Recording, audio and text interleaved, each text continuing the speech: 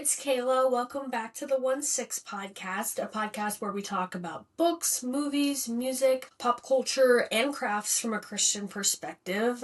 On today's episode of the show, we're going to be talking about a book and the movie that just came out for it called Reminders of Him by Colleen Hoover. But before we get into that, as you can tell, I got a new setup. Today I'm recording in my room instead of in the living room, which is where I've recorded the past few episodes that I've released. And I think I'm going to do this setup from now on. I just really like it. I'm in my nice comfy chair. I'm able to have my laptop with me, and I just like it better than the original setup. So, okay, time to get into the review for the book and movie Reminders of Him. Okay, so before I get into this, I just want to say there will be spoilers ahead, just to let you know, for both the book and the movie. Reminders of Him follows a young woman named Kenna Rowan, who was just released from prison after serving 5 years for killing her boyfriend accidentally while she was drinking and driving. And she goes back to the town that he is from because him and her had a child together named Diem, and she wants to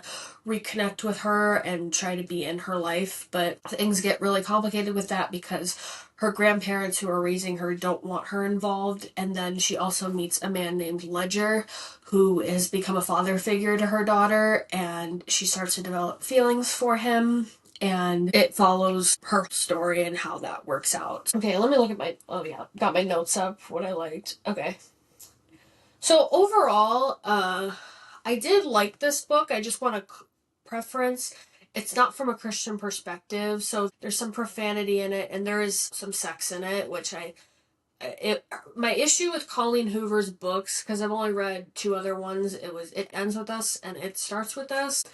I find her books to be too sexually explicit. Her sex scenes in it are basically pornography, and I just don't think it's necessary at all. I don't need to see a bunch of nudity to know that there's love and passion in a relationship. And to me, when there's really graphic sex scenes, it just feels very lustful and not romantic. Yeah, that's my only critique of the book. It's not from a Christian perspective, and there is some explicit sex in it. But other than that, I did really like the story. The book had a very beautiful story of forgiveness and love, and it was very beautiful. So now I'm going to get into the spoiler section of the movie. First, I'm going to start with what I did not like. I had 3 things that really kind of irked me about this movie. The movie was marketed as a movie that was PG-13, but I felt like it could have been like the book, because the book was R-rated, definitely. Like, I just thought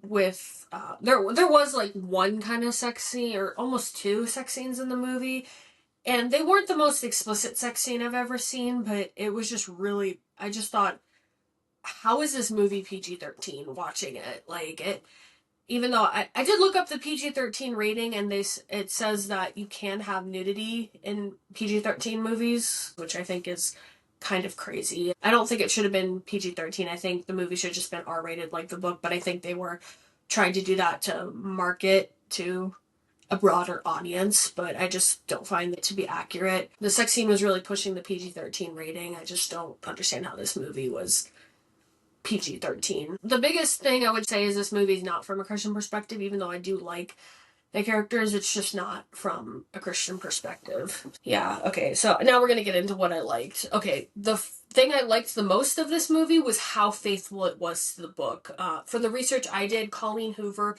was very involved in this movie. She was a producer and also wrote the screenplay for the movie. There was only a couple things that were different about it. Like, in the book, Ledger's parents have more in it. Like, in this movie, they were not involved in it at all, but it was still very faithful to the book. Some lines were quotes exactly from the novel. It was one of the best book-to-film adaptations I've ever seen. I do think the best book-to-film adaptation ever made in terms of how accurate it was to the book is definitely The Fault in Our Stars. Like, that movie was almost exactly the book on the screen. Like, it was so amazing. The second thing I really liked about this movie was the performances and the cast. The casting was very perfect. The girl who played Kenna was absolutely amazing.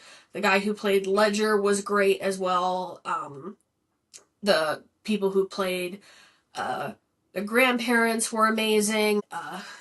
Yeah, it was just excellent. You really came to feel for these characters, and like you really felt for everyone in there. Like everyone was just flawed and had made some choices that are wrong and some we might not agree with. Like I didn't fully think it was right for the grandparents to be keeping Kenna's daughter from her, even though I understand they'd be mad at her because she did make a bad choice that led to their son's death. But then you also feel bad for Kenna because she just wants to meet her daughter, because while she was in prison she had to give birth to her daughter and didn't even get to hold her, and didn't even know what she looked like until she met her. The other thing I liked about the movie was the pacing. It was really good. Like it wasn't super rushed or super long. And the thing I really liked the most about this movie was just the story of forgiveness. And that's just something we really need in today's society. I've learned, especially in the last few years, when you forgive someone, you're not saying what they did was okay.